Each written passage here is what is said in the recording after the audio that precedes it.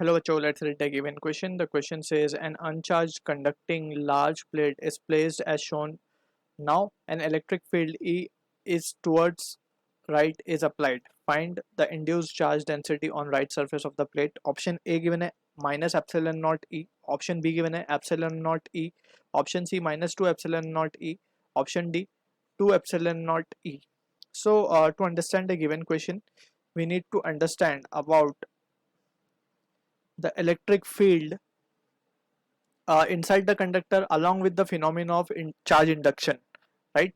So अगर हम let's suppose करते हैं कि let's say we have a metal body, ठीक है, या फिर एक conducting body initially uncharged है, ठीक, and if we apply some electric field on it, एक electric field हमने externally apply कर दिया इसके ऊपर E, राइट।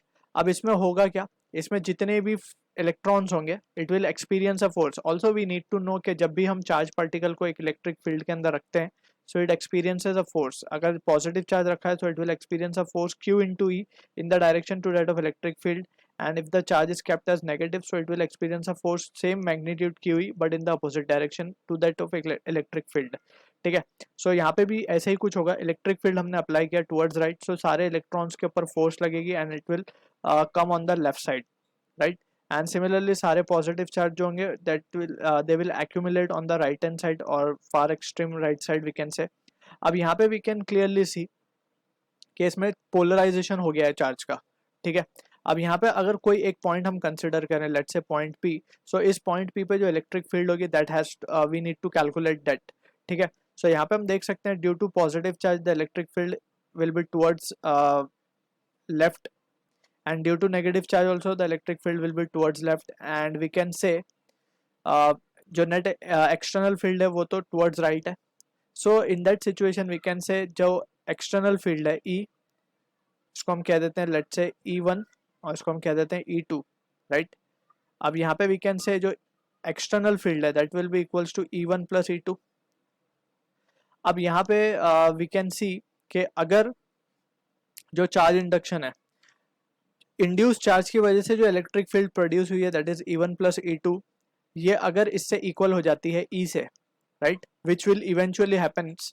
सो यहाँ पे हम कह सकते हैं जो नेट इलेक्ट्रिक फील्ड आएगी that will be zero, right. At point P no electric field will exist, यानी कि कंडक्टर के अंदर कोई इलेक्ट्रिक फील्ड एग्जिस्ट नहीं करती, that what we have studied also, ठीक है। So this is the reason कि जितनी इलेक्ट्रिक फील्ड एक्सटर्नल लगाई जाती है उतनी ही इंड्यूस हो जाती है in the opposite direction and as a result they will cancel out each other. ये हमने मैग्नीट्यूड के टर्म्स में लिखा है E equals to E1 plus E2, and दोनों के direction as we can see in the figure are opposite.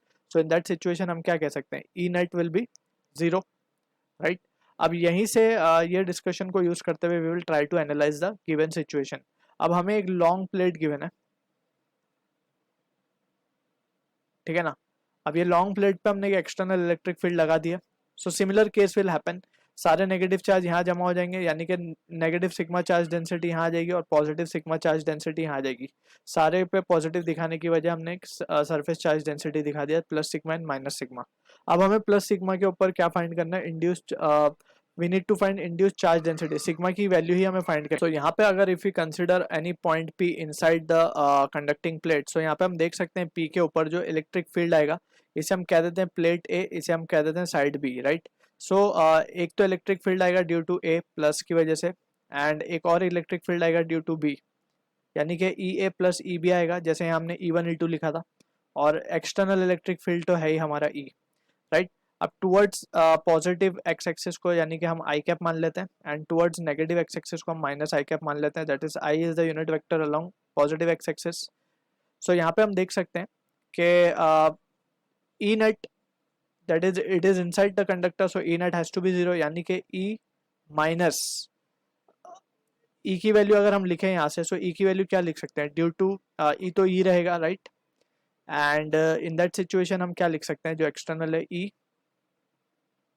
And it will be in I cap, right, minus EB जो है it is the electric field due to positive charge, यानी कि एक positive plate की वजह से positive plate की वजह से ऑफ इनफाइनाइट लेंथ हम क्या कहते हैं कि जो वैल्यू आती है वो आती है सिग्मा बाय 2 एप्सिलॉन नॉट। ये वैल्यू हमें याद रखनी है इलेक्ट्रिक फील्ड की due to a large conducting plate, right. और इसका जो डायरेक्शन है वो है minus I cap, similarly B की वजह से भी इस तरफ यही वैल्यू आएगी एंड यहाँ पे इसे हम प्लस लिखेंगे क्योंकि हम यहाँ पे ऑलरेडी साइन कन्वेंशन यूज कर रहे हैं माइनस के साथ. This has to be again minus I cap and that is equals to what 0. So यहाँ से हम क्या देख सकते हैं, I E will be equals to हमारे पास आ जाएगा sigma by epsilon naught. So finally जो सिग्मा की वैल्यू हमारे पास आ रही है that is the induced charge density we can say that is coming out to be E into epsilon naught, right? So this is the answer to the question. अब यहाँ पे इसको अगर हम और थोड़ा सा सिंप्लीफाई करें तो यहाँ पे हम थोड़ा सा इसको इंड्यूस लगा देते हैं क्योंकि ये इंड्यूस चार्ज है, right?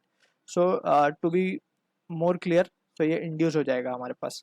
So sigma is the induce surface charge density. So this is the answer to the question जो कि मैच होगा ऑप्शन बी के साथ. I hope you understood the solution. All the best.